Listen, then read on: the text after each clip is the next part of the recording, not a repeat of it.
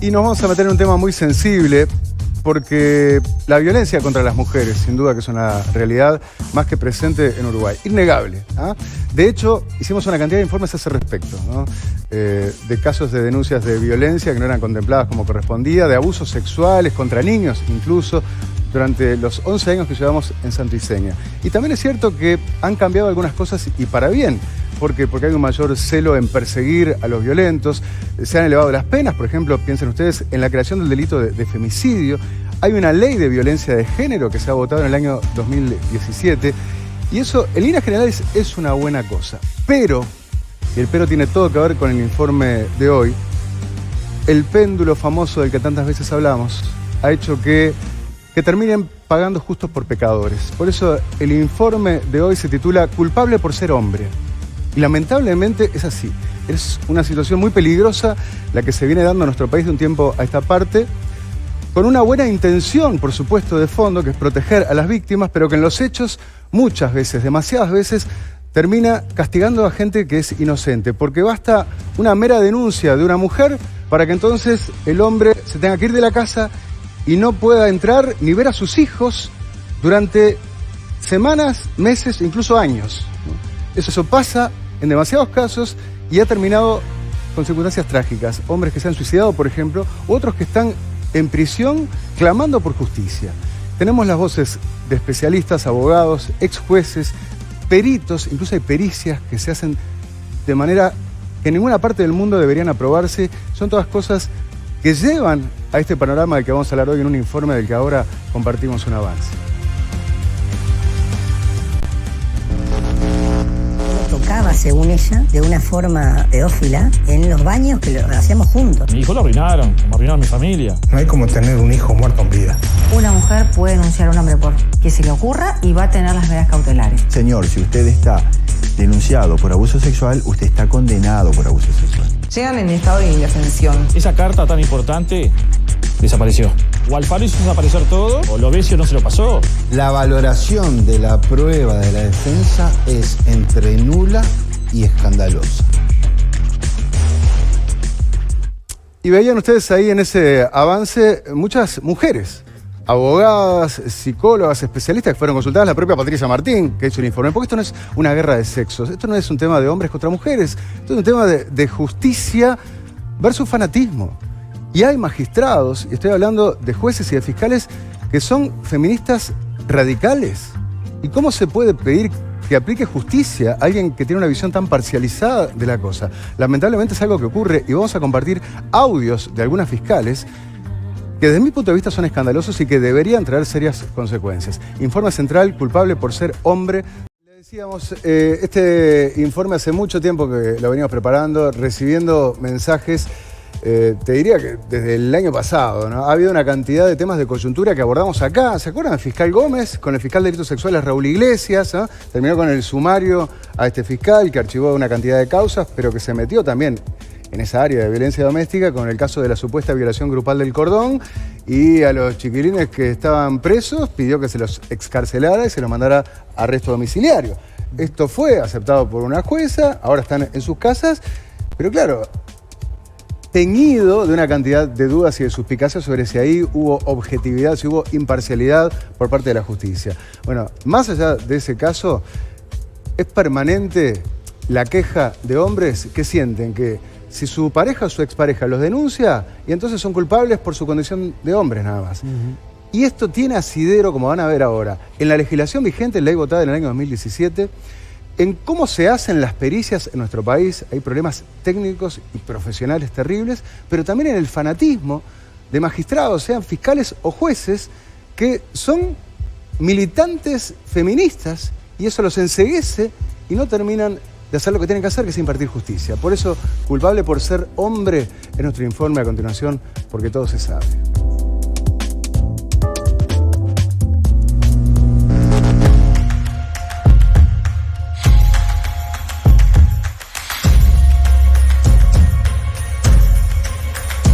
Van a cumplirse 5 años desde que en Uruguay se promulgó la Ley de Violencia de Género. Y desde entonces se viene alertando sobre la falta de imparcialidad en un sistema donde los hombres se sienten víctimas de la Fiscalía y del Poder Judicial. Cuando vos vas al juzgado de violencia doméstica ya entraste perdiendo 5-0 porque ya sos el denunciado y ya sos el violento y las medidas te las van a aplicar porque la ley así lo indica. Los hombres al sistema judicial hoy, sobre todo a los juzgados de familia especializada, llegan en estado de indefensión. El señor llega desde el punto de vista simbólico como un criminal y se va como un criminal. Y bueno, y un padre entra culpable y no se lo escucha. Y no hay ningún tipo de garantía de debido proceso. No se pueden defender. Los abogados no pueden hacer prácticamente nada. Así sea inocente la persona. Se toma solamente la palabra de la mujer. Entonces están cometiendo muchísimas injusticias. Una mujer puede denunciar a un hombre por que se le ocurra y va a tener las medidas cautelares. Una mujer puede denunciar a un hombre por que se le ocurra y va a tener las medidas cautelares. Las medidas cautelares son las que el juez le aplica al denunciado para proteger a la supuesta víctima. Entre ellas, el prohibirle el acercamiento a su familia o enviarlo a programas de rehabilitación, como hasta hace unas semanas ocurría con el Proyecto Dominó. Me hicieron mierda el proyecto. Y eso para mí es un abuso de las vías procesales, porque entiendo que esto está dado para darle garantías a las víctimas y las denuncias que se hacen con motivos espurios, lo único que hacen es saturar el sistema y producir injusticias. Y de última, ser generadores de más violencia. Cuando vos a una persona le tirás un paquete así encima, si la persona reacciona de alguna forma, se lo provocó. El tema es cuando todo eso es falso o exagerado. Y ahí es donde se está poniendo muy dificultoso el comprender que es un acto de justicia. Piensa que uno va a un juzgado y encuentra una solución, y uno va a un juzgado y va con un problema y sale con 8. No puede ser que cuando tú denuncias un hombre, más allá de que pueda ser culpable o no, automáticamente él ya entra al juzgado de violencia doméstica siendo culpable. Él tiene que la prueba diabólica de probar que sea inocente, aunque en realidad es intrascendente. En todos los procesos vos tenés la posibilidad de deducir prueba y de discutir, entre comillas, lo que se te imputa. Acá no. Acá es absolutamente irrelevante. Se lo trata a la persona ya como un culpable, como un victimario. Es muy difícil de sobrellevar. Ahí yo entiendo que se vulnera el principio de igualdad que tutela la Constitución. La Constitución dice en el artículo 8 que todos somos iguales ante la ley. Yo entiendo que con esto los hombres quedan como ciudadanos de segunda porque ya entran con ese hándicap. La puesta en escena está hecha ya para que nadie pueda concebir la defensa sana de esa persona que en puridad tal vez es culpable. Y tal vez es inocente. Sintiéndose inocentes no pueden defenderse. O sea, no encuentran el camino para probar su inocencia. Vos querés producir prueba, no te dejan porque es el denunciado. El hombre quiere hablar, no, usted cállese, hable su abogada.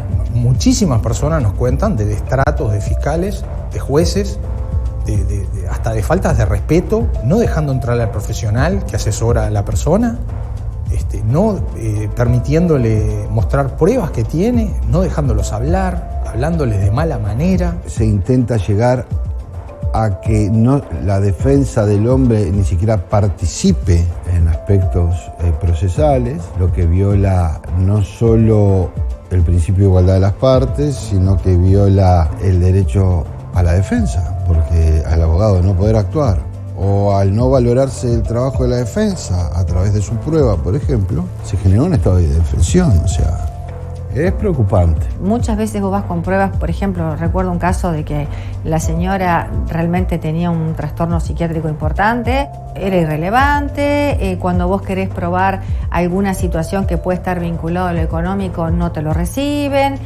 Es muy difícil, porque te dicen, bueno, pero de última las medidas cautelares no generan perjuicio. Bueno, es relativo. Es que las medidas cautelares son inmediatas frente a una denuncia de género y por más que en la ley se prevé que debe haber una audiencia en un plazo máximo de 72 horas, esto no ocurre. Puedo identificar la dificultad y la necesidad de poner medidas, pero esas medidas que son tan gravosas necesitan el respeto del Poder Judicial de tener una audiencia en las siguientes 72 horas. Está escrito, pero no pasa. Está escrito, pero no pasa. Para la audiencia puede pasar un montón. Entonces, la posibilidad de tener tus 15 minutos frente al tribunal puede verse demorada. Sin embargo, la sanción te la aplicaron en el momento. Porque vos podés tener, de repente, un padre sin ver a sus hijos por 6, 8 meses Y si los chiquilines tienen 10, 11 años, más o menos, pero si los nenes tienen 2 años y 6 meses es un montón. Por ejemplo, María es una abuela que hace 1 año y medio no ve a su nieta debido a una denuncia contra su hijo. En noviembre del 2020, mi hijo se separa, su pareja, todo marchaba bien, la niña venía a mi casa, estaba en mi casa con nosotros, hasta diciembre del 2020, que mi hijo recibe una denuncia de la justicia especializada, le colocan una tobillera y ahí se corta el vínculo con mi nieta. ¿Por qué era la denuncia? Por violencia psicológica y financiera. Nunca más tuvimos vínculo y bueno, y hace ya 1 año y medio que no sabemos nada de ella. Y hace ya 1 año y medio que no sabemos nada de ella. Cuando debimos salir de los estereotipos y debimos ir a buscar la verdad, entonces caímos en otro estereotipo en realidad. Y con el principio de inocencia, por lo menos para algunos juicios, se pierde por el camino. Yo tengo un caso, es una persona que había denunciado a su pareja, tuvo las medidas, tuvo todo, vuelve a hacer la denuncia años después. Yo digo, pero no pasó nada, o sea, no hubo un incumplimiento, el EPI estaba archivado. Hace la misma exacta denuncia por los mismos exactos hechos y le vuelven a aplicar las medidas cautelares simplemente porque la mujer hizo la denuncia. Bueno, si eso no es injusto, que me digan que lo es. Este hombre, por ejemplo, fue denunciado por su ex esposa hace 2 años por un supuesto abuso sexual contra su hijo de meses, el mismo día en que decidieron separarse. Yo lo tocaba, según ella, de una forma pedástrica, pedófila, en los baños que lo hacíamos juntos. El niño con 10 meses, 8 meses, mi hijo varón. A su vez también me denuncia por violencia psicológica, que dice que yo no le hablé durante todo un día, que le hacía el vacío, y después también dice que yo la celaba. En ese juicio en familia especializado quedé absolutamente y totalmente absuelto, no hubo ninguna constatación de nada. Cuando ella, inmediatamente de haber hecho esa denuncia en correlación al tema de los tocamientos en los baños, con ella presente, ella lo que hace es, a los 3 días me permite ver a mi hijo en mi casa 3 horas por semana durante 2 a 3 meses. Yo, como sabía cómo eran los temas y asesorado, hice que mis amigos y familia estuvieran presentes en esas visitas.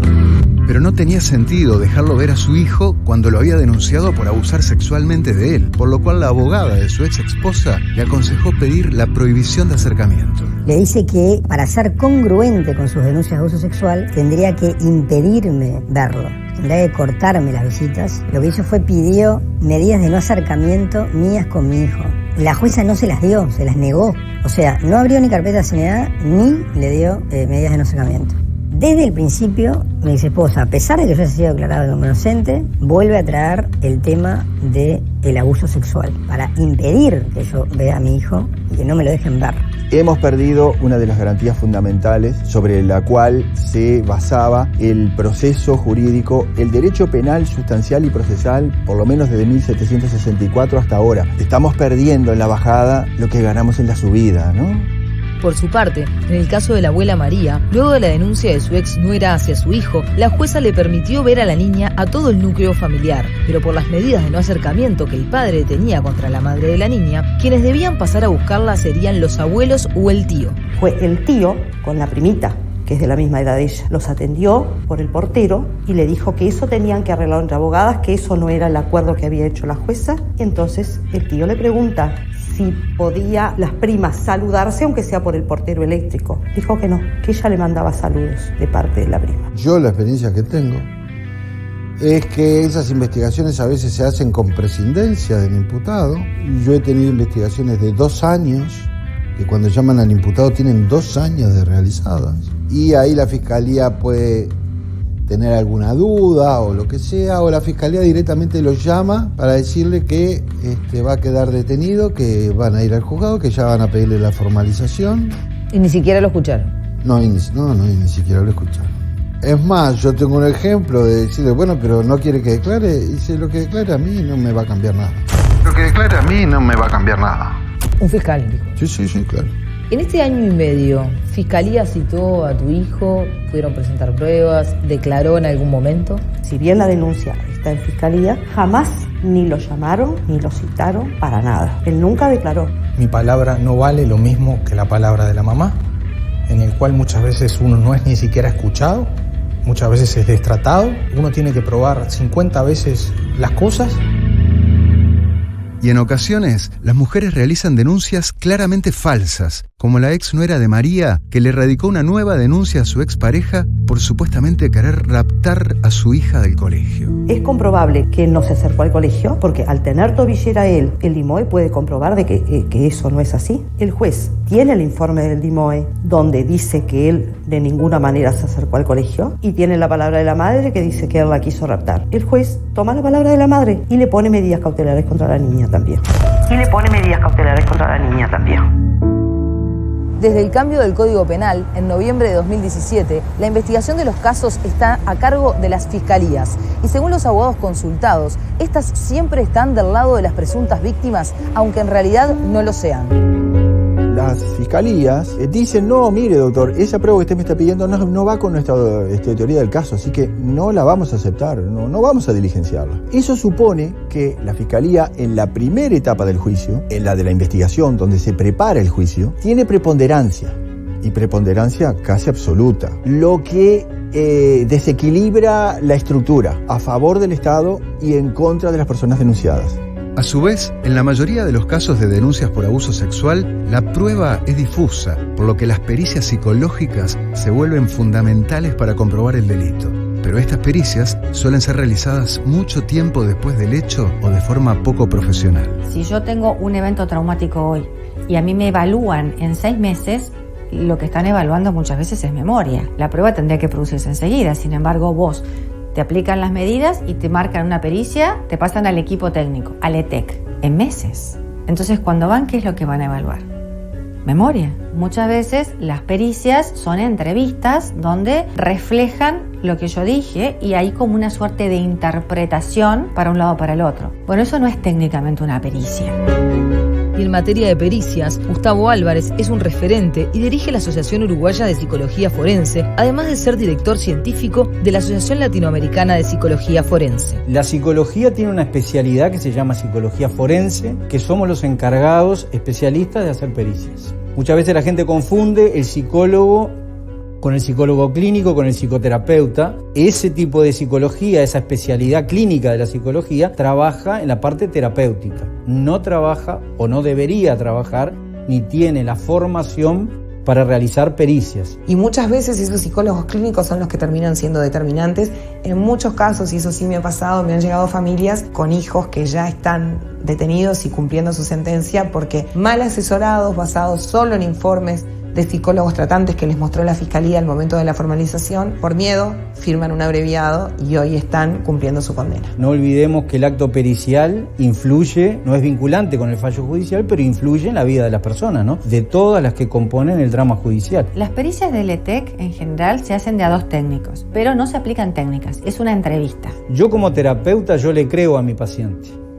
Le debo creer a mi paciente porque es el dolor psíquico que trae. Yo como psicólogo forense, como perito, no tengo que creer, tengo que tener una posición escéptica. Y eso te lleva a ver en los expedientes informes, ¿tá?, de psicólogos tratantes o psicólogos del INAU, donde por ejemplo ponen que el niño o la niña fue abusado sexualmente por el padre, lo cual eso es una sentencia porque ningún psicólogo puede poner que tal hecho sucedió.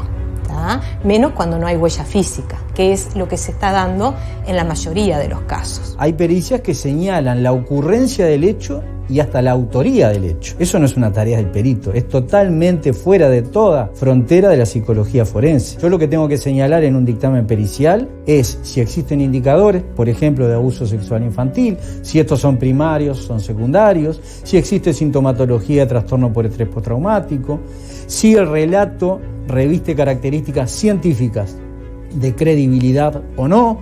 Todo eso es lo que yo le tengo que dar como asesoramiento a la justicia. Pero yo no soy juez, un perito no es juez. El decisor jurídico es el que va a terminar diciendo ocurrió o no ocurrió y en caso de haber ocurrido es fulano de tal, nunca un perito. En el ITF lo que sucede es que por la cantidad de trabajo que hay se da la misma situación. Salió en una nota en El País, no hace falta hacer nada especial, que la sacan como chorizo, sin supervisión, sin aplicación de técnicas, cuando el procedimiento correcto sería que frente al caso vos diseñes una estrategia porque no es lo mismo evaluar una persona con estudios terciarios, con con cierto desempeño personal y profesional que una persona que viene de un entorno más vulnerable. No podemos decir, como vi una vuelta en un informe, no, en una declaración de una psicóloga tratante, cuando la jueza le pregunta qué indicadores para usted afirmar que la niña sufrió de abuso sexual, y ella muy campante dijo que tenía pesadillas. O sea, las pesadillas es algo muy común en los niños. Claro, si yo estoy trabajando apremiado por el tiempo y tengo que en el día sacar 10 pericias y mucho tiempo de desarrollar estrategia no tengo, entonces eso hace que mi trabajo sea más inferencial que científico objetivo. Uno de los problemas que tiene ITF, lo dijeron ellos en 2019, es que ellos no validan relato. ITF no tiene el financiamiento suficiente como para tener la cantidad de personal necesario para realizar las pericias como se deben. Entonces, en muchos casos, las pericias se hacían en 20 minutos. Y en 20 minutos es imposible que un profesional serio pueda saber si existen indicios o no de que el delito se haya cometido. Y eso es la pericia, la prueba con la que se termina condenando a una persona. Hace poco hice una metapericia que le pedían a la técnica que evaluara la verosimilitud de la denuncia. Pero no respondía si era verosímil o no. Técnicamente sería una prueba que no sirve, no es conducente a nada. Sí, eso lo he visto. Basarnos en que hay que creerle a los niños o hay que validar o hay que creerle a las mujeres y validar, eso no es ciencia. Y si la justicia no va de la mano de la ciencia y va de la mano de la ideología, entonces estamos todos en peligro. En los casos de abuso, donde no hay pruebas forense porque es lo que se conoce como tocamientos, la pericia se vuelve el elemento central.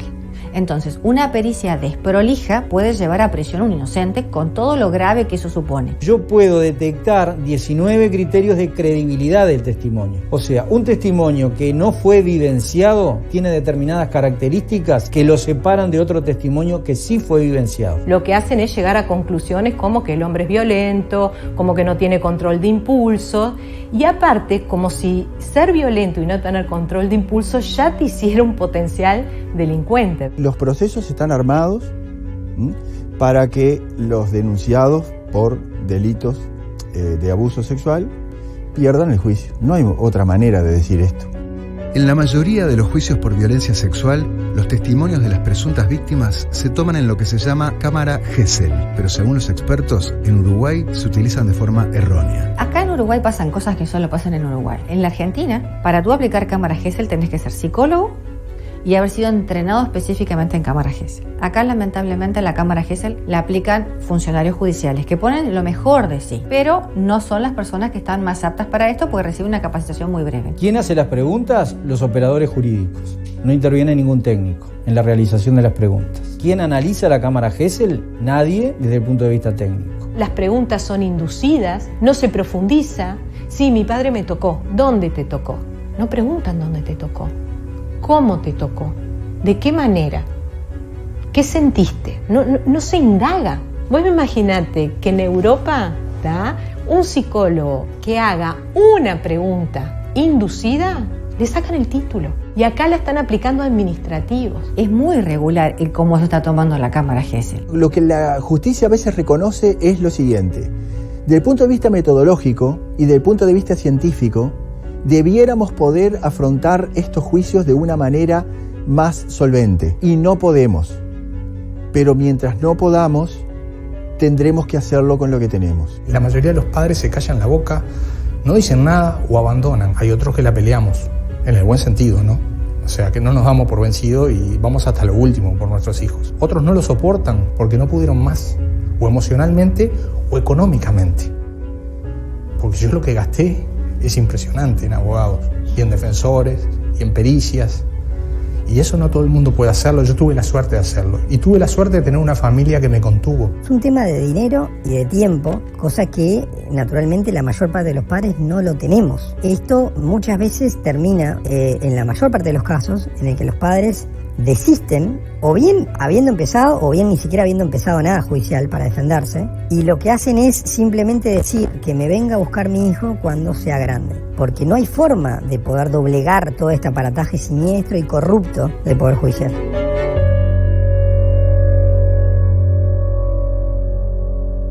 Pero además del tiempo y del dinero, una denuncia falsa por violencia de género afecta a toda la familia. tengo otra nieta que tiene la misma edad con ella. Se llevan 18 días y se criaron las dos en mi casa como gemelas, porque 18 días prácticamente no es diferencia. Y pienso que la otra que no vemos extraña mucho, porque la que sí vemos y que estamos en continuo contacto con ella, no entiende porque son 6 años, pero sufre montones. ¿Es de alguna forma cortarle la identidad a las personas? Porque yo puedo entender que la pareja se pelee, pero la familia sigue siendo la familia. Entonces, la bronca que puede haber entre los adultos, ya extendérsela a abuelos, tíos, primos, muchas veces les prohíben llevarlos a los cumpleaños de los primitos de la misma edad. Entonces vos decís, es necesario.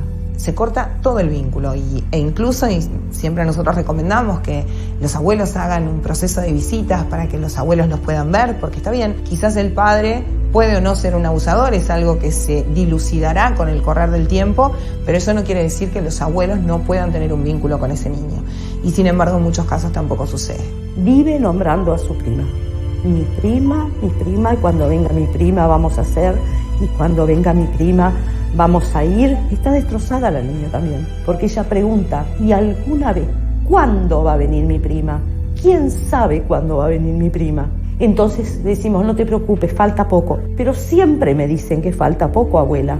Pasé muy mal, hablé con el director de la escuela, me permitía entrar al recreo, ella me denunció por eso. Yo lo veía, le llevaba figuritas, me iba llorando para el trabajo. Es una etapa dura, fea. No tener contacto con tus hijos daña el alma, hace mucho daño, emocional, psicológico. Perdón que me emociono, pero recuerdo esos momentos y lo siento mucho. Sé que la gente que me está mirando lo va a entender. No hay como tener un hijo muerto en vida.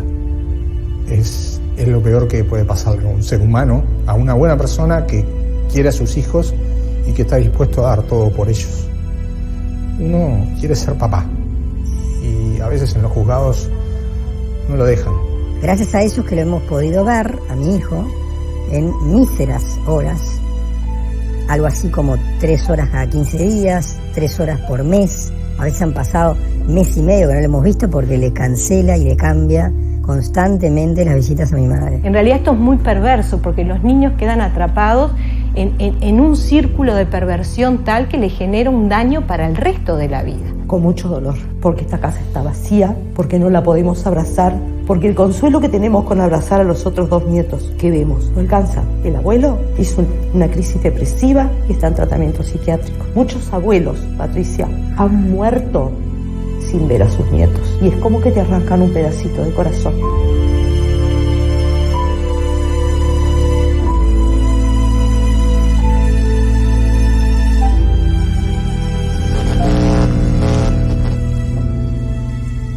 Es terrible lo que estamos viendo, es muy peligroso, institucionalmente grave lo que está ocurriendo con la justicia en nuestro país. Y si les pareció fuerte lo que vieron hasta ahora, ni les digo lo que van a ver en la segunda parte del informe. Patricia Martín, buenas noches, gracias por esta investigación que te llevó mucho tiempo, ¿eh? Buenas noches, sí, hace meses que estamos trabajando en el tema, por más de que venimos recibiendo este tipo de denuncias desde hace más o menos 2 años, ¿no? Sí, claro, cuando se empezaron a sentir las consecuencias de, como lo explicabas en el informe, esa ley votada en el 2017, la Ley de Violencia de Género, ya vamos a profundizar en esto. Pero claro, después es verdad que hay como una cierta política que viene de arriba también, ¿no? Tenemos que hablar de la Fiscalía de Corte, ¿no? Y donde muchos de los magistrados que tienen que resolver estos temas tienen la camiseta del feminismo puesta. Entonces está bien si querés tener una ONG y luchar por eso, pero no a la hora de impartir justicia. Y por eso no es caprichoso el título del informe, culpable por ser hombre. Porque como le vamos a explicar después, y ahí lo veían, basta con la sola denuncia de una mujer contra un hombre para que se opere una cantidad de mecanismos y el hombre automáticamente tiene que dejar su casa.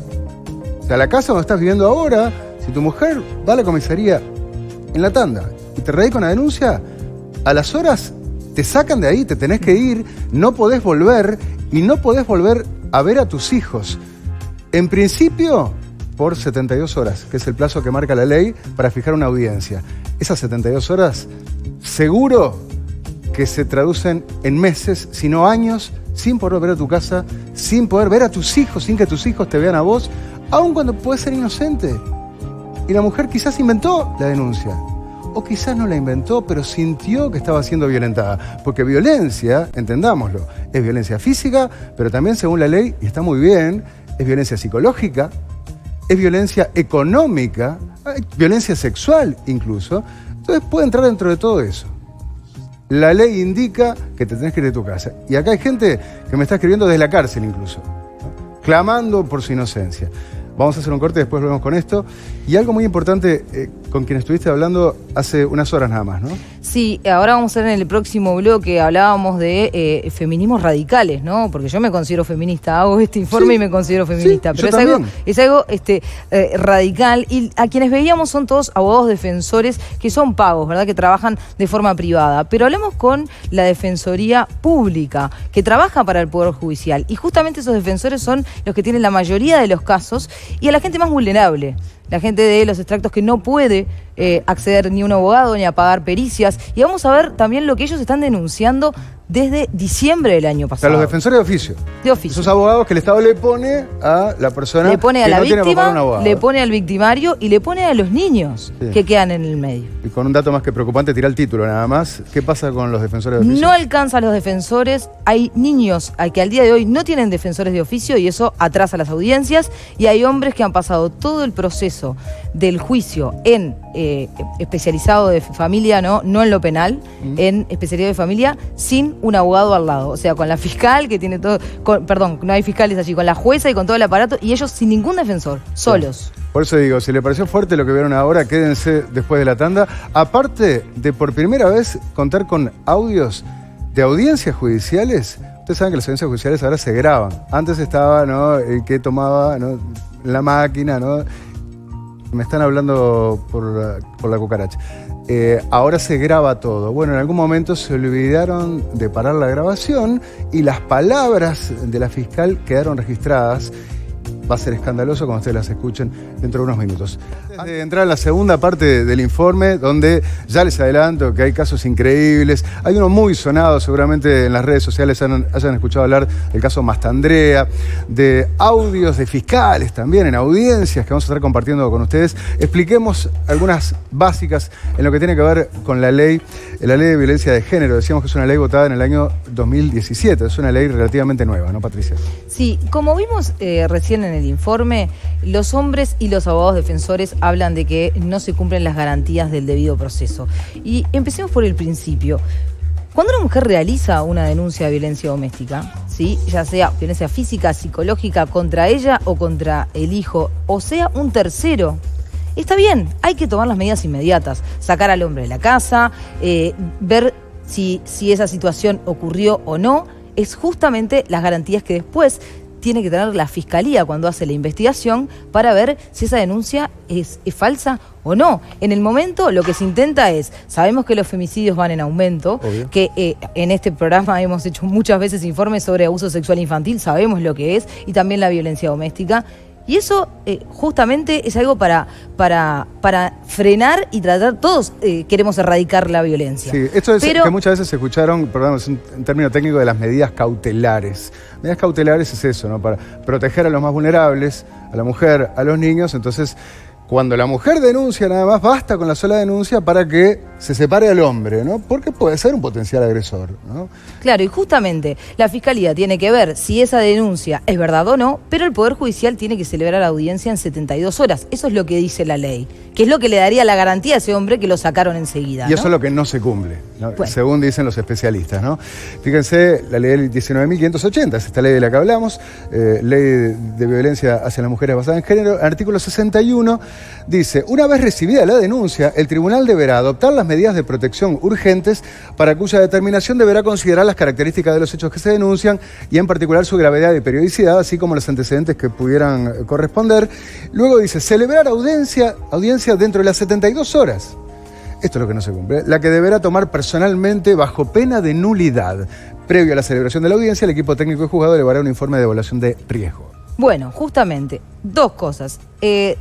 La mayoría de las veces las 72 horas no se cumplen. ¿Por qué? Por falta de personal, porque no da el tiempo. Y ese informe tan importante que deberían de tener en la audiencia, donde bueno, se evalúe el riesgo, tampoco dan abasto y en 72 horas ese informe no está pronto. No está pronto 72 horas, pero uno dirá, bueno, a ver, no me hacen la audiencia 72 horas, ¿qué la hacen? ¿A los 5 días hacen la audiencia? No, pueden pasar meses, pasan meses hoy, porque las fiscalías dicen que están atiborradas de denuncias, entonces no dan abasto.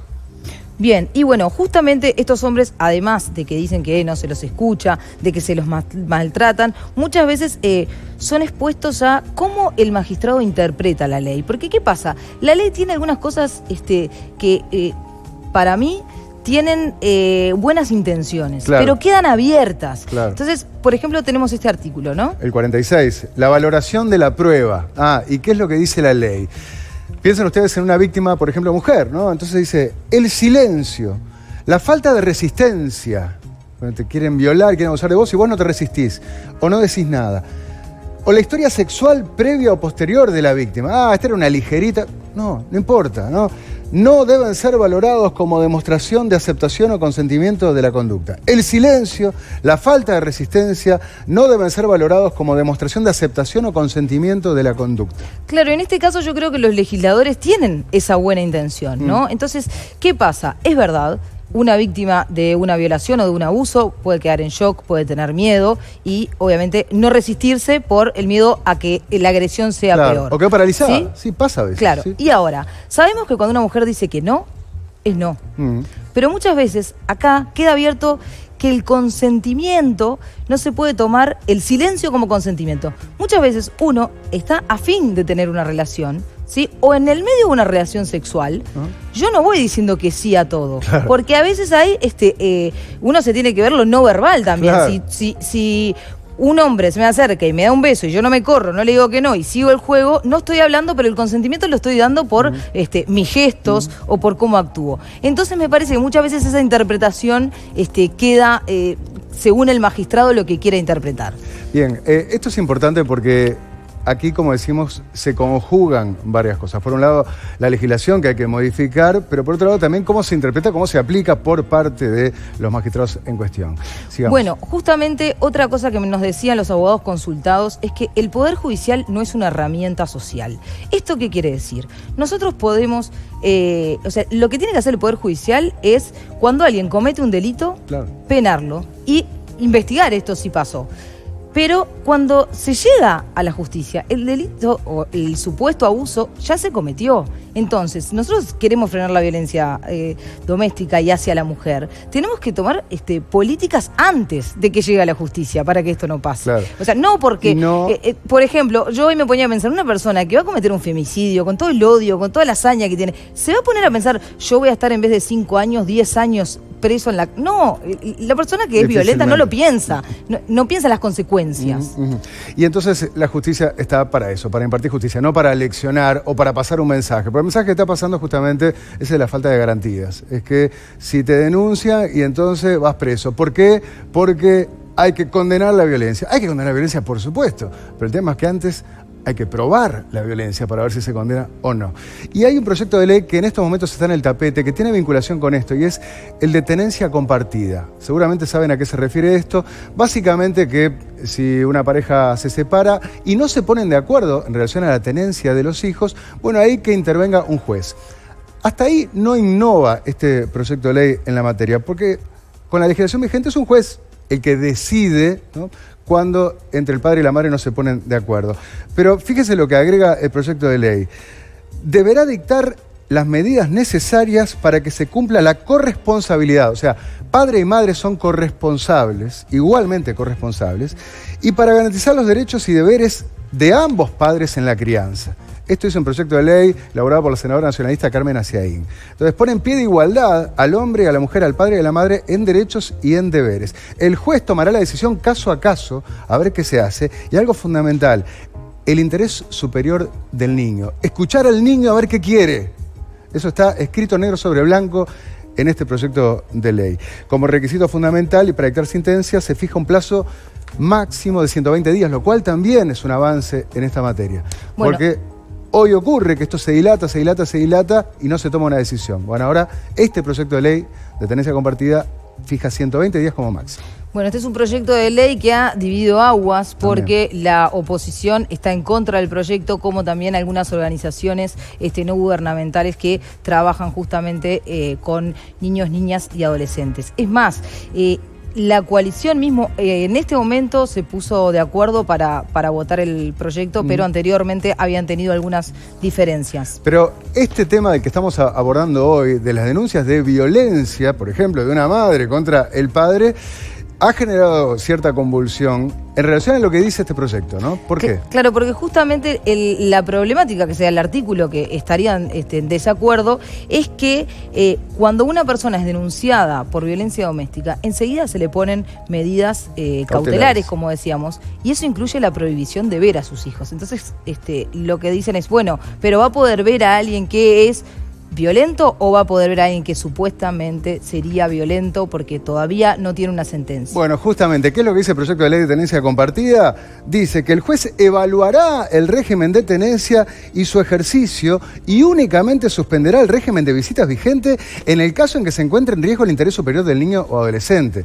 O sea, mucho más exigente a la hora de cortar el vínculo entre el padre y el hijo. Porque se entiende, y esto está en declaraciones internacionales, el interés superior del niño. Muchas veces uno se pone en el lugar del padre, que son los que nos escriben los mensajes, y el padre está desesperado por no ver al hijo, pero el hijo no ve a su padre, y muchas veces estamos hablando de hijos muy chicos y de padres que están denunciados y que no por ser denunciados equivale a que sean culpables. Eso es lo que tenemos que entender. Entonces, el proyecto de ley de tenencia compartida estipula que sí pueden verse padre e hijo aun cuando esté denunciado por violencia, y será un juez el que decidirá. Agrega que en caso de haber visitas deberán respetarse aunque haya una denuncia, toda vez que a juicio del juez sean acordes al interés superior del niño.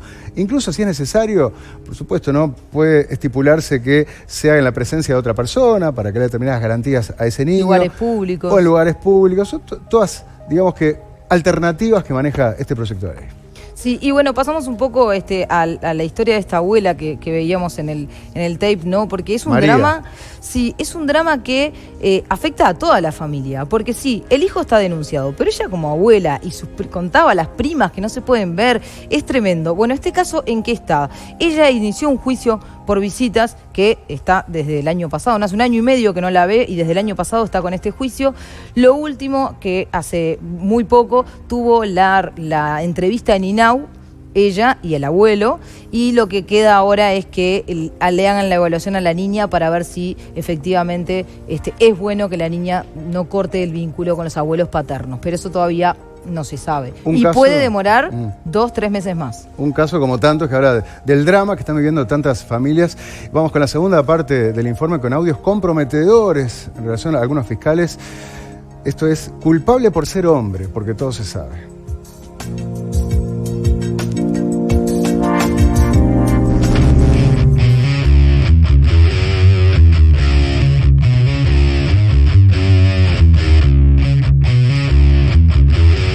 Decenas de hombres denunciados por violencia de género que se comunicaron con Santo y Seña acusan a la Fiscalía de cometer errores en las investigaciones debido a sesgos a favor de la mujer. Pero también los profesionales entrevistados perciben que hay fanatismos feministas en ciertos fiscales y que los fallos son apoyados por la Fiscalía de Corte.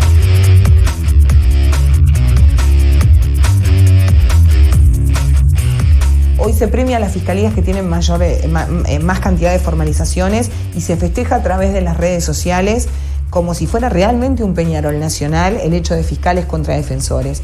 Y acá entiendo que todo lo que estamos haciendo es tratar de que se cumpla con las garantías del debido proceso y que, en lo personal, entiendo que ningún inocente tiene que estar privado de libertad, pero que ningún culpable tampoco quede libre. La función del Ministerio Público es obtener el éxito de la investigación. No dice que es la búsqueda de la verdad. Todo el principio filosófico que sustentaba el trabajo del fiscal, el juez, en la averiguación y castigo de los delitos, se borró del mapa. Se borró del mapa.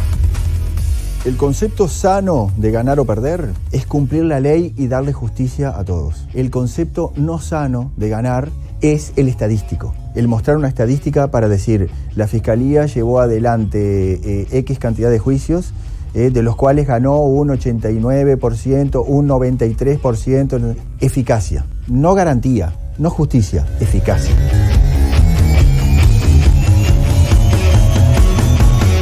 Para esta fiscalía, y hablo del órgano, no de personas, para esta fiscalía el éxito son los números. Y a las pruebas me remito. Cuando la fiscalía quiere decir que está funcionando todo bien, dice 14.000 presos. ¿Tú te crees que el éxito de un país se puede medir en cantidad de presos y que un órgano que tiene que ser para todos, tiene que ser para imputar y para sobreseer y para archivar, se represente en una persona que dice que la fiscalía es para la víctima?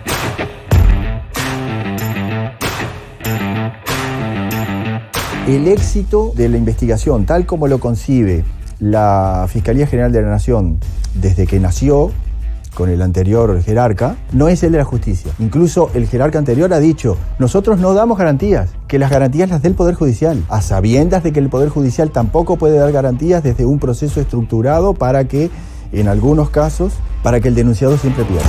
Para que el denunciado siempre pierda. Por lo tanto, el sesgo de nuestra fiscalía es imputar. Ese es el éxito, entonces, lo que quiere decir que no juegan los valores filosóficos, antropológicos. ¿Y para qué la Constitución? Que dice que lo que se tiene que hacer cuando se imputa a una persona es cuando se comprueba que violó la ley. Porque ellos tienen sensibilidad jurídica también. Pero ellos están también presionados. ¿Por qué? Por la cúpula que les exige éxito en las investigaciones, lo que significa en realidad éxito en los juicios, porque después los éxitos en los juicios son exhibidos como prenda electoral. Los éxitos en los juicios son exhibidos como prenda electoral.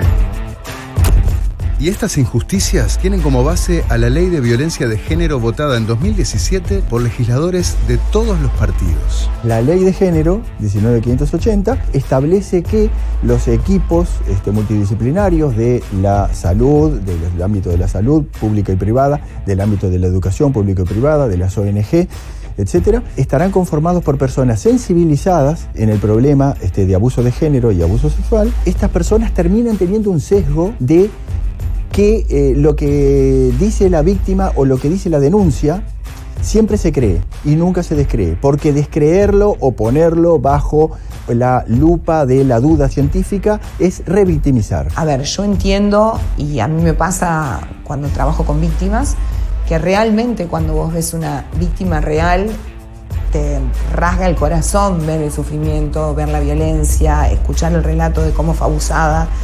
Pero eso no quiere decir que todas las denuncias realmente sean ciertas. Y tampoco quiere decir que así estés hablando de un abusador, de un posible abusador, merezca un destrato. Porque en el juicio se va a determinar su culpabilidad, en un juicio con todas las garantías. Entonces, desde el momento que vos tenés un sesgo, tu juicio de realidad está dañado, está afectado. ¿Y eso tú lo viste en fiscales? Claro. Con peritos que si uno les entra muchas veces hasta las redes sociales se da cuenta que son militantes, ya predispuestos a que el hombre siempre es el culpable. Y eso no es así. Hay hombres malos, hay mujeres malas. De la denuncia que la ex esposa le hizo a este hombre por un supuesto abuso sexual de su hijo de 10 meses y por violencia psicológica hacia ella, fue derivado al Departamento de Asistencia Social del Poder Judicial para allí tener visitas vigiladas con su hijo y ser evaluado por los técnicos. El informe que finalmente presentan es absolutamente de diagnóstico psicológico, donde pretenden diagnosticar mi personalidad, mi psiquis, y la de mi ex esposa. Hice consultas formales, amparado por el acceso a la información pública, a la directora del DAS, y me confirma que las peritos, asistentes sociales, no son psicólogas. No son psicólogas. Según este hombre, las asistentes sociales le hicieron una entrevista de apenas 30 minutos donde terminaron atribuyéndole más de 10 rasgos psicológicos de su personalidad. Pero además justificaron el hecho de que la mujer le hubiera permitido ver a su hijo a pesar de haberlo denunciado por abuso.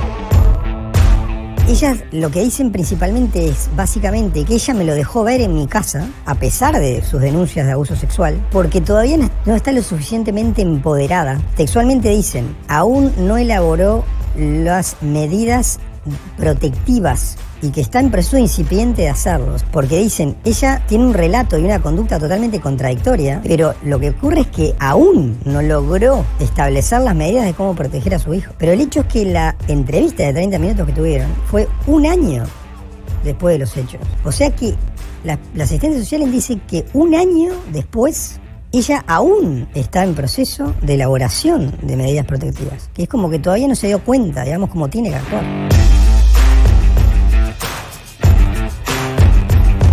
No les importa lo que vos puedas querer entregar como prueba, no les importa la palabra del hombre. Investigué los perfiles de redes sociales de las peritos. Son feministas radicales. Por ejemplo, en el perfil de una, permitámonos enojarnos, estar furiosas, que nos inunde la ira, el miedo de las compas por el abuso de poder. Ojalá salga el fuego. Somos todes. Quemar juntes, libres, enójate, hermana. Esto dice en los perfiles de las asistentes sociales no psicólogas feministas radicales.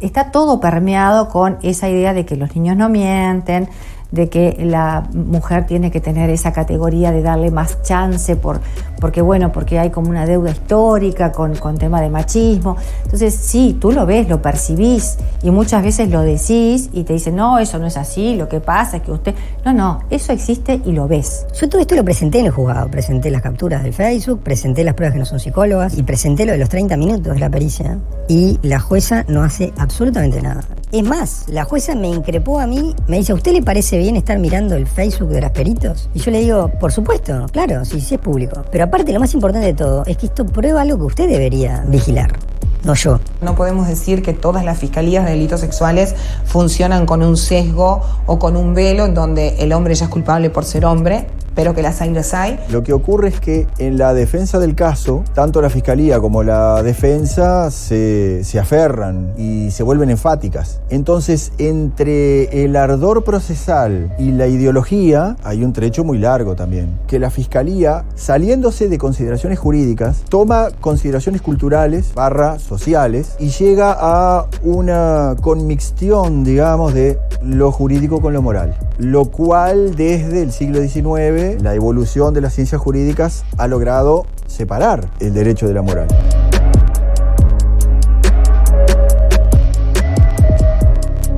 Yo impugné el informe. Lo impugné las 2 veces, presentando las pruebas de que no son psicólogas, presentando que son feministas radicales, presentando las mentiras, presentando la duración científicamente indefendible de 30 minutos para diagnosticar todas estas áreas que comenté. La abogada de mi hijo no hizo absolutamente nada. La jueza lo ignoró, la impugnación mía la ignoró.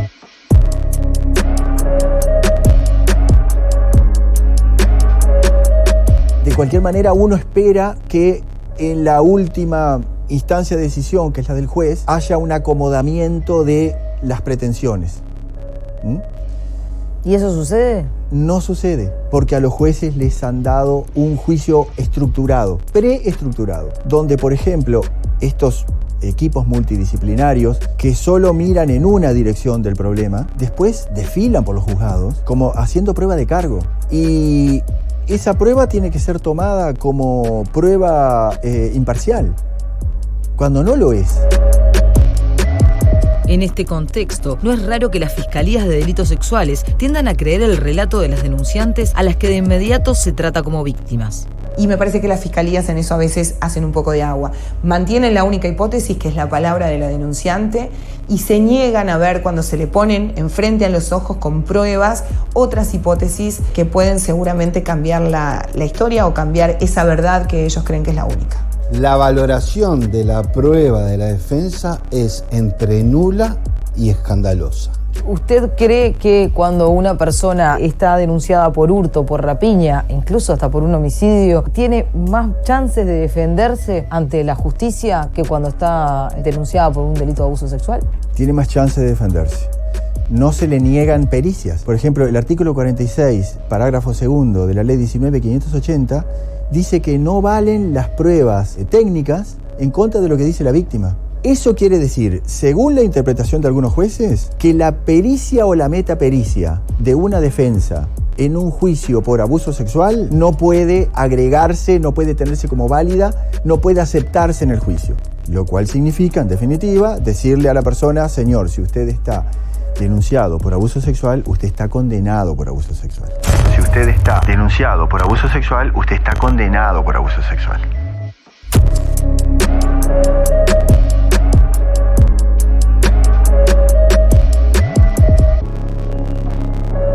Después pasa, como ha pasado en casos de excesiva notoriedad pública, que terminan siendo sobreseídos porque se sabía que si iban a juicio lo iban a perder. Y así te lo dicen. No, yo no voy a juicio porque sé que lo voy a perder. Y bueno, pero esta persona estuvo formalizada 2 años, estuvo con medidas, estuvo con suspensión de la patria potestad, estuvo viviendo un calvario, cuando desde el principio se te dijo que no estaban esas pruebas, porque no iba a haber ninguna prueba más que esto que tuviste. Lo tuviste desde el principio. Pasamos 2 años discutiendo el tema y sin embargo esperás a que se te venza el plazo para acusar, para sobreseer, solo porque querés llegar a tener la mayor cantidad de acusados posibles. Cuando ves que lo vas a perder, decidís sobreseer.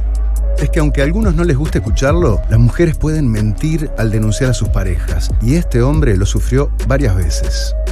En una visita de mi madre, llama a la emergencia móvil y dice que mi hijo tiene un hematoma. El hematoma lo reporta 2 días después de la visita de mi madre, porque yo, por cierto, no venía a ninguna casa mía, porque yo no lo podía ver, ella no lo dejaba ver, y la única que lo veía era mi madre. Le miente al médico diciendo de que el hematoma fue ayer. Cuando va al juzgado, falsifica la fecha y dice que fue que la fecha que lo reportó era el mismo día de la visita de mi madre. O sea que vuelve a mentir. Todo eso yo lo presento, las pruebas de la mentira en el juzgado. No pasa absolutamente nada, la jueza no hace absolutamente nada.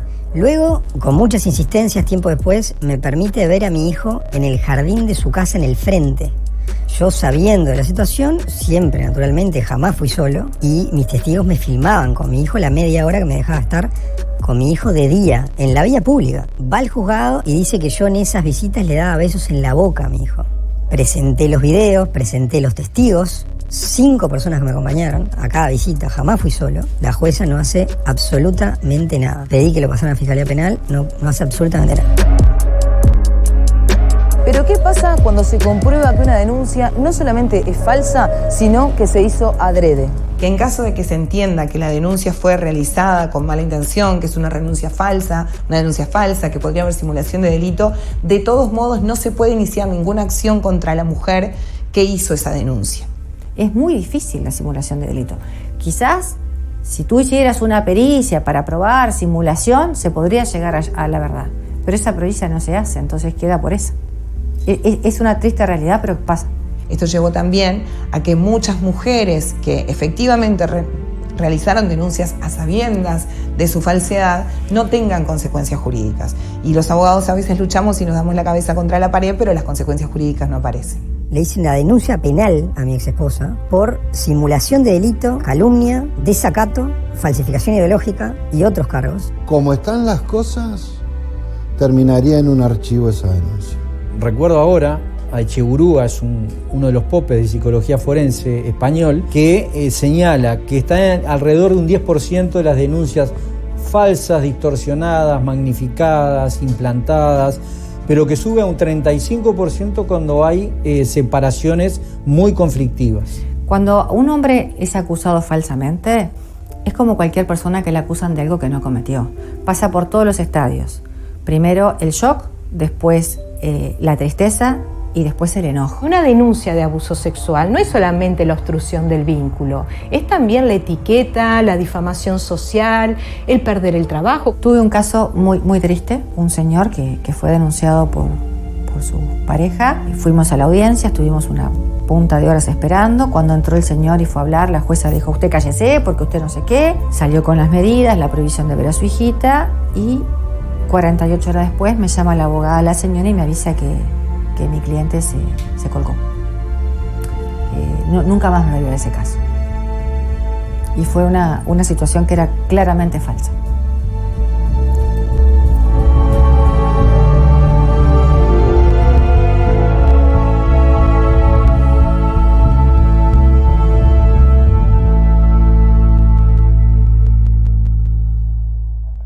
Pero no solo los denunciados sienten que no se los escucha o se los destrata, también sus abogados defensores. Es destratado profesionalmente, es destratada la profesión, hacen trampas, esconden pruebas, pasó en el caso Océano. La fiscalía, si hace una prueba que no le sirve, no te la da, la esconde o no te avisa. Y yo creo que tiene el deber de usarla, porque la fiscalía tiene un compromiso ético por su estatus de, ahora bajo a la persona de funcionario público, que no está solo para imputar, también está para no imputar. Y eso no está pasando. No solo no está pasando, sino que aún teniendo pruebas para no imputar, siguen para adelante. ¿Y eso no es grave a nivel? Sí, es grave, pero bueno, es grave. También es grave que el Poder Judicial se la lleve, ¿no? A mí me ha pasado todo lo que te estoy diciendo. Estoy hablando objetivamente de cosas que pasan.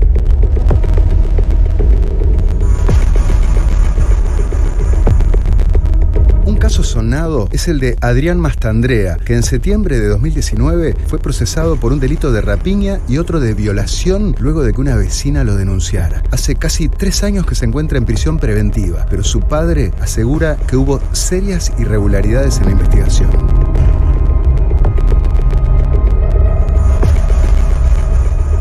Mi hijo tuvo un encuentro amoroso con una mujer 20 años mayor que él, 20 recién cumplidos, ella 38, y resulta que después sale denunciando a mi hijo de abuso sexual. Bueno, mi hijo fue formalizado el 5 de septiembre enseguida. A los 10 días se contacta a mi abogado conmigo de que la gente quería $20.000 para arreglar la denuncia. Si la gente quería $20.000 para arreglar la denuncia. Si la familia llega a tener el dinero, me avisa y bueno, y quedamos en que él me avisaba y que estábamos en contacto. Claro, es lo que sea, todo lo que pueda sacarle es para los dos. Pero Mastandrea no aceptó el pedido de dinero y lo denunció enseguida en la fiscalía. La fiscal Lovesio cita a todas las personas a declarar. Bueno, ahí se toman las 5 audiencias. Incluso la fiscal dice en audios que la denunciante mintió en todo.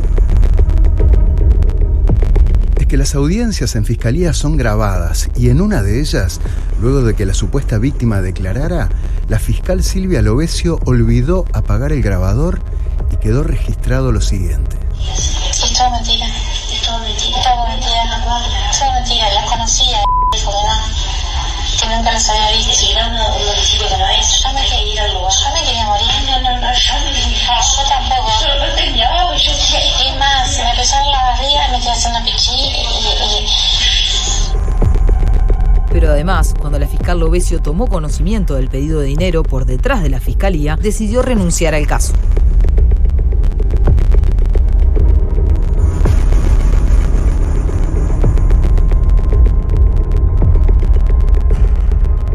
Pide al fiscal de corte Jorge Díaz que ponga otra fiscal y que se investigue los hechos de corrupción, extorsión, lo dice clarito, y en negritas pone que se vea que hay un inocente privado de libertad por un hecho que no cometió.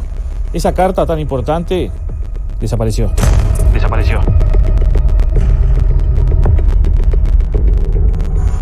Y toma el caso la fiscal Mariana Alfaro. La investigación sigue como que lo de Lovesio no hubiese existido. Entonces ahí se perdieron 5 audiencias, 5 audires, se perdió la carta de Lovesio, se perdió un informe de la unidad de víctimas de la Fiscalía, se perdió un pendrive que yo entregué a la Fiscalía de Fragancia, donde pasó la extorsión de tercer turno. ¿Vos cómo sabés que desaparecieron? Porque tuvimos una audiencia con la jueza Blanca Riero, le pregunta al fiscal William Rosa y a la Silvia Pérez de Fragancia Tercero, las audiencias están, existen, y ellos confirman, no están en ningún lado, no están. Mastandrea, de que existieron los audios o los WhatsApp, eso está dentro de la carpeta que la doctora Lovesio no nos manifiesta nada respecto a audios, tampoco se nos agregó ningún escrito en la fiscalía como diciendo de que había otras evidencias. O Alfaro hizo desaparecer todo, o Lovesio no se lo pasó. O Alfaro hizo desaparecer todo, o Lovesio no se lo pasó. Pero como si esto fuera poco, la fiscal Lovesio cruzó todos los límites en una audiencia con la novia de Adrián Mastandrea.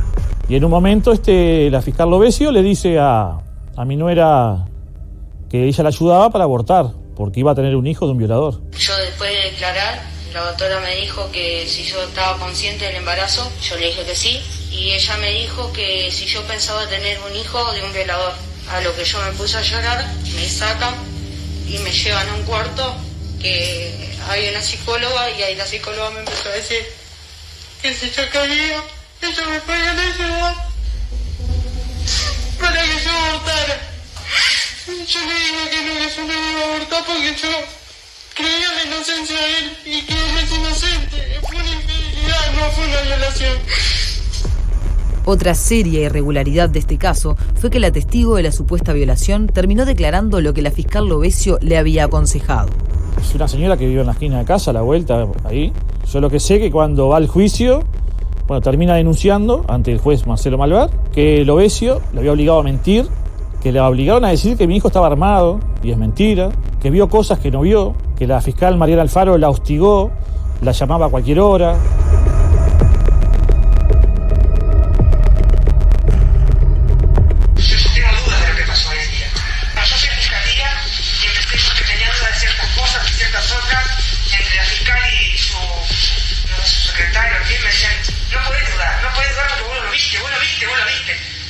Y en ese momento yo decía, bueno, yo no puedo dejar a un violador libre. Sí, pero yo no vi el momento de la violación. Yo no puedo decir que la violaron, porque yo no lo vi. Ella me convenció de que yo había sido la heroína que le había salvado la vida a la señora, cuando yo jamás vi a un muchacho portar un arma.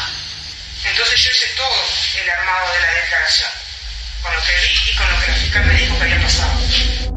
Y a pesar de todas las irregularidades en la investigación, Adrián Mastandrea sigue en prisión como desde hace casi 3 años. Claro, debe estar en preventiva, va a ser 3 años ya. El juicio fue el año pasado, en octubre, cuando ya llevaba más de 2 años en preventiva. La Fiscalía hoy tiene la obligación de pedir la prisión preventiva. Entonces, no tienen que demostrar que existe riesgo para la víctima ni para la frustración del proceso, y siempre la piden. Por lo cual hoy, el 8 del CONCAR, como un montón de cárceles más, sus módulos de preventivas están llenos de hombres que han sido denunciados y que pueden pasar 6, 7, 8, 9 meses a la espera de la acusación y de la resolución del juicio. Yo tengo miedo por mi vida, tengo miedo por mi integridad física, tengo miedo por mi integridad sexual, estoy pasando frío. Hágame un arreglo, que por lo menos quiero saber cuándo me voy de acá. Prefieren no seguir peleando su inocencia, sino que hacer un juicio abreviado para salir de esa... Sí, por ejemplo, hay personas que por ciertos delitos, cuando ingresan a prisión preventiva, van al peor lugar de reclusión de este país. ¿Cuál es mi punto de vista? Ningún lugar de reclusión debiera ser atentatorio contra la dignidad humana, no importa cuál sea la denuncia que tiene la persona en su contra. ¿Cómo está tu hijo hoy? Y mi hijo estaba con una depresión terrible. Es una lucha que hemos tenido de hablarle, de tranquilizarlo, de darle esperanza. Le arruinó la vida. ¿Él conoció a su hijo dentro de la cárcel? Sí, tengo un nieto ya de 2 años, precioso. Frente a este preocupante panorama del sistema judicial, la pregunta imperiosa es ¿cómo se sale? Salida de esto hay porque esto es calamitoso. Pero ¿en manos de quién está la salida? No está en manos de los abogados, no está en manos de los fiscales, no está en manos de los jueces, ni de la Suprema Corte. Que todos pueden participar para llegar a una salida, sin duda, porque somos los que estamos en el lodo. Pero esto es responsabilidad de los legisladores. Todos los hombres de este país que se quejan de esto, sepan que los responsables son los legisladores. Son los que tienen, por la Constitución de la República, la responsabilidad de cambiar las leyes que funcionan mal o que han quedado fuera del contexto que pretendía abarcar o que se han deformado en la práctica. Así que yo apelo a la honestidad intelectual y al trabajo de los legisladores.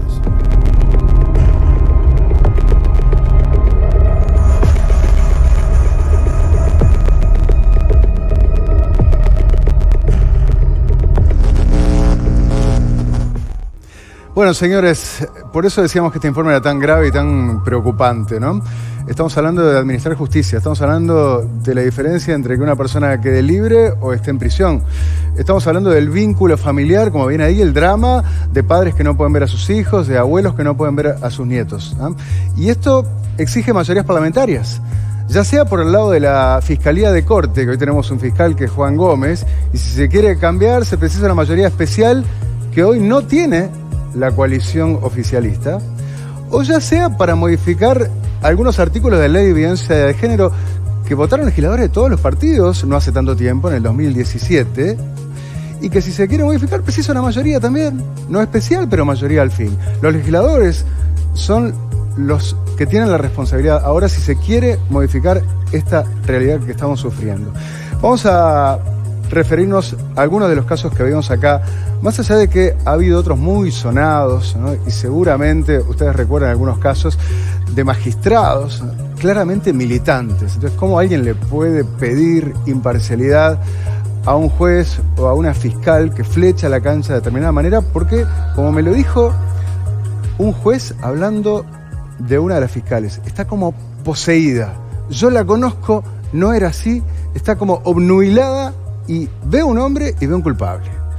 Hagamos un raconto de algunos de estos casos. Bueno, sí, en realidad íbamos a comentarles sobre el TikTok que salió una de las juezas en febrero de este año. Tenemos el tape para que Siré, ¿verdad? Sí, para que lo recuerden. Vean a esta jueza.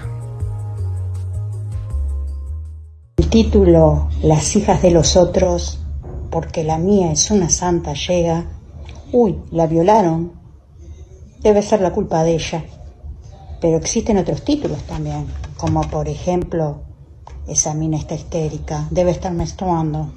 O, qué mal cogida está esa mina, por Dios. O, ¿qué se le va a hacer? Es varón. Bueno, lo único que espero es que algún día se terminen con los estereotipos machistas y se dejen de elaborar construcciones teóricas a partir de cimientos patriarcales. O sea, está muy bien lo que ella dice, si vos ponés, bueno, sí, una militante feminista contra los estereotipos patriarcales y la mar en coche. El tema es que estamos hablando de Ada Siré, que era jueza letrada especializada en violencia de género de Pando del sexto turno. Me llegaron muchos mensajes que hablaban de que le tocó esta jueza y de cómo terminó, obviamente, se imaginarán. Claro, lo que dice es una realidad, sus frases es una realidad. A las mujeres nos tildan de un montón de cosas. Lo que pasa es que en el lugar que ella ocupa, tal vez un TikTok diciendo estas cosas, creo que no estaría bueno. ¿Pero qué pasó con esta jueza? Ella pidió licencia médica y finalmente fue trasladada como jueza de familia, no de familia especializada, sino de familia que tiene divorcios, esas cosas. Y desde el Poder Judicial dijeron que en realidad no fue por el video. Claro, eso muchas veces ocurre también, ¿no? No es lo que ocurrió con el fiscal Iglesias, ¿no? El fiscal Iglesias, Raúl Iglesias, asumió como fiscal de delitos sexuales hace poco tiempo, lo recuerdan, ¿no? Porque tuvo un corto raíz mediático donde salió de frente a dar la pelea contra este movimiento feminista que está enquistado dentro del sistema judicial. Y la verdad que duró poco en su cargo porque terminó sumariado. Le acaban de iniciar un sumario porque archivó 300 casos de denuncias de delitos sexuales y porque además pidió que se enviaran a su casa en arresto domiciliario a los supuestos violadores del cordón en esa denuncia de violación grupal. Juan Gómez, el fiscal de corte, ¿no? Ya sabemos, ¿no? Muy enfrentado al fiscal Raúl Iglesias, ordenó que se iniciara un sumario con separación de cargo, o sea que Iglesias ya no ejerce como fiscal, y con retención del 50% del sueldo. Dualidad de criterios de Juan Gómez, que es durísimo con el fiscal Iglesias por lo que hizo, pero que no sumarió ni a Darviña Viera por los horrores que cometió en el caso de la Operación Océano, ni a la fiscal Silvia Lovesio, que como vimos recién, preparó a una testigo en el caso Mastandrea diciéndole, no, vos lo viste, y ella después reconoce que no, la fiscal me dijo que dijera esto, pero yo en realidad no lo había visto. Sin embargo, no hubo sumario para ese fiscal. ¿Por qué? Porque están todos dentro de la misma banda, de la misma lista del fiscal Juan Gómez. Y suelen compartir los puntos de vista, suelen ser apañados por el jerarca. fiscalía que vino a reemplazar a Lovesio, el fiscal Iglesias, y había 900 casos ya desde 2017 y el fiscal de Corte Gómez no dice, hay casos desde 2017 y no se hizo nada, pero si se archivan 300 denuncias, sí. A mí lo que me gustaría decir en particular, que es una de las cosas que más me indigna, primero es obviamente que debería haber una igualdad frente a la justicia y que se den las garantías tanto para hombres como para mujeres, porque por supuesto que yo tengo padre, tengo novio, tengo hermanos, tengo amigos, claro. y no creo que todos los hombres sean potenciales violadores ni acosadores. Pero hay algo que me indigna más, y es que hay mujeres que valen más que otras. A ver. Entonces, cuando un caso es mediático, Operación Océano, el caso del cordón, balizas, los fiscales y todos actúan rapidísimo, se toman medidas, llaman a audiencia. Ahora, nosotros hemos tenido muchas denuncias y conozco un caso de cerca de 2 niñas que habían sido abusadas por su abuelo y estuvieron 3 años esperando una pericia. ¿Por qué? Porque no sale en televisión. ¿Por qué?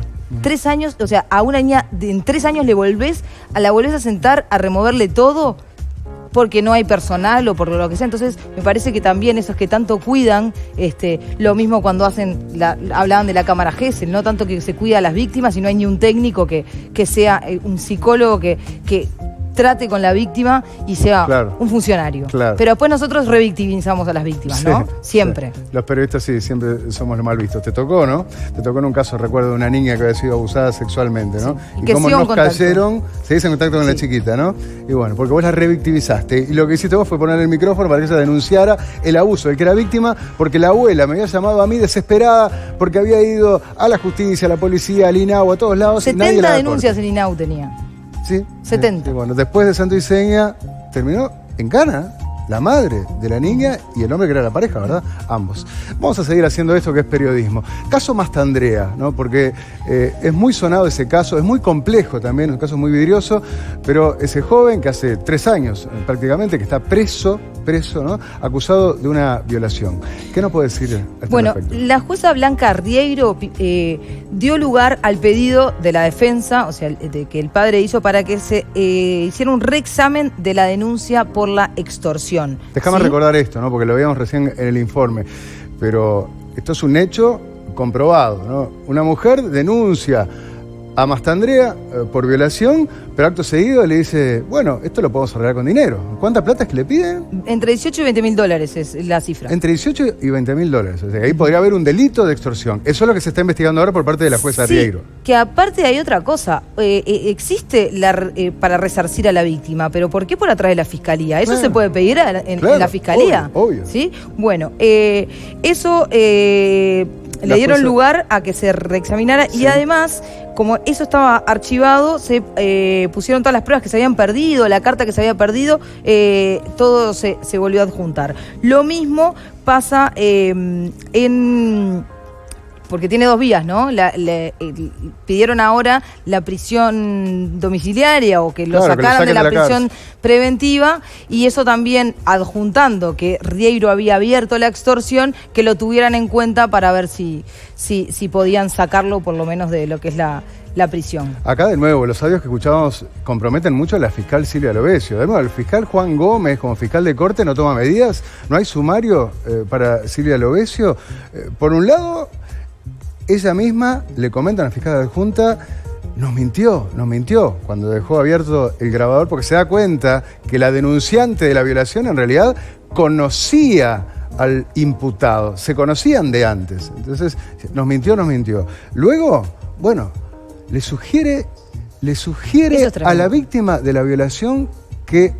a la novia de Mastandrea, le sugiere que aborte. Sí, no, eso es tremendo. Le sugiere que aborte, ¿por qué? Porque ¿cómo vas a tener en tu vientre el fruto de una violación? O sea, yo ya parto de la base de que a vos te... ¿no? No, perdón. De aunque él es violador. Porque es una infidelidad. Él estaba en pareja y está con otra. Entonces es como, si él es violador, vas a tener un hijo de un violador, porque él es el padre. Claro, o sea, partiendo de la base, ¿no? De que es violador, de que tu novio es un violador. Claro. Y bueno, hay que probar que es violador. luego la llevan con las asistentes sociales y psicólogas y ratifican eso, ¿no? De que te podemos ayudar. Llorando, escuchamos el testimonio de la pobre mujer diciendo, no, mi novia, Masta Andrea, no es un violador, fue una infidelidad en todo caso, eso sí, claramente, ¿no? Si hubo una relación sexual. Y lo otro, bueno, lo de preparar a testigo, diciendo, vos lo viste, eso quedó en la nada. Yo analicé todo el caso, el expediente, todo, y no puedo decir si Masta Andrea es inocente o no. Pero lo que sí puedo decir es que hay serias irregularidades en el proceso de la investigación, entonces por lo menos deberían de poner otro fiscal que, bueno, que diga, incluso en la carta del Obesio dice que hay irregularidades y manda a que Alfaro investigue y Alfaro hace como si nada. Vamos al otro caso, ¿no? Ese hombre encapuchado, ¿no? Que le distorsionamos la voz, pero que hablaba de las denuncias, de la cantidad de falsas denuncias que su pareja le hizo, acá estamos viendo, ¿no? En relación al bebito, al hijo, ¿no? Esa denuncia él se le archiva, pero sigue poniéndole otras denuncias y ahora sigue por el juicio de visitas para poder ver a su hijo, y lo que está corriendo por otro lado es la denuncia que él le hace a su exmujer por difamación, injuria, simulación de delito, que bueno, que se verá en qué queda, ¿no? Bueno, eso, ¿no? Lo veíamos en una parte del informe. Resulta que entonces una mujer te puede denunciar inventando algo y no pasa nada. Algunos aludían a la ley de violencia de género. Y es verdad que algo dice a ese respecto. Bueno, yo creo una vez más que depende cómo se interprete y que viene por algo con una buena intención. ¿Por qué? Porque, por ejemplo, cuando una persona que es un tercero denuncia, yo, por ejemplo, puedo escuchar gritos en el apartamento de al lado, ¿sí? O siento un grito y golpes. ¿Sí? Entonces yo levanto el tubo y denuncio porque pienso que presuntamente puede haber. Y al final, no sé, el gato se trepó a la biblioteca y tiró todo, ¿no? Y yo estoy equivocada. Si yo no quiero que a mí se me denuncie porque hice una denuncia falsa, porque lo que uno alienta es que a la gente no mire para el costado y realmente haga la denuncia, pero lo que es que queda así a la libre interpretación, que me parece que es eso, lo que no está bien es que si a una mujer se prueba realmente que mintió intencionalmente, no se le pueda imputar la simulación de delito. Claro, que teóricamente se puede, ¿no? Pero en los hechos difícilmente ocurre, que es lo que te decían los especialistas. Para terminar, todo esto tiene también la saturación de las fiscalías como telón de fondo, ¿no? Y en ese sentido hay una buena noticia en este proyecto de ley de rendición de cuentas, porque se destinaron, ¿no?, millones de pesos a ese respecto. El propio Juan Gómez dice, nos permite decir que el año próximo el interior de la República tendrá 7 fiscalías nuevas y Montevideo 2 fiscalías especializadas. Un refuerzo importante para la vida de la fiscalía y cumplir sus cometidos con mayor eficiencia. Todo eso en referencia al pago de $2 millones que otorgó el Ejecutivo, ¿no?, al presupuesto de las fiscalías. Patricia Martín, muchas gracias por este informe. Para terminar, lo que anunciábamos hoy, ¿no?, que hablábamos con el presidente de los defensores de oficio. Varias cosas para puntualizar y muy importantes. Esto ellos lo vienen denunciando desde diciembre del año pasado, ¿sí?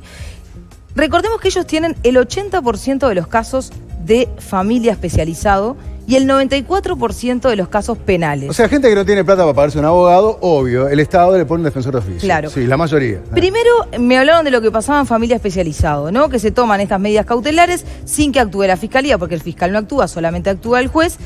Y en muchos casos los hombres concurren a audiencias sin tener un defensor. Porque no alcanzan. O sea, los hombres denunciados por violencia de género y demás no tienen abogado. No tienen abogado. Hay falta de funcionarios, nos decía, y tanto para víctimas, para victimarios y para los niños. Muchas veces estas audiencias no se concretan las 72 horas porque al niño tiene por obligación que tener un abogado defensor, y a veces como no alcanzan y no hay, esto se estira, eso hace que se estiren las medidas cautelares, o sea, se está incumpliendo con el hombre, pero también no se están cumpliendo, se están violando convenciones internacionales del derecho del niño porque no hay abogados defensores. Lo que me decía que es tremendo es que yo me ponía a pensar y no podía creer, hay 24 defensores de oficio para 12 juzgados. La cantidad, y esto desde diciembre cuando se quejaron, antes había menos, había 16. La cantidad de gente que concurre, y hay que pensar en que víctimas, niños y victimarios tienen la defensoría, es tremendo. Y justamente son las personas más vulnerables. ¿Qué pasa? Claro. Muchas veces, dice, aunque no lo puedan creer, uno se sienta y no entiende lo que le dice el magistrado. El denunciado veces, no entiende. Claro, le ponen las medidas cautelares, las desacata porque no entendió o porque no sabe qué es lo que le están diciendo y terminan con prisión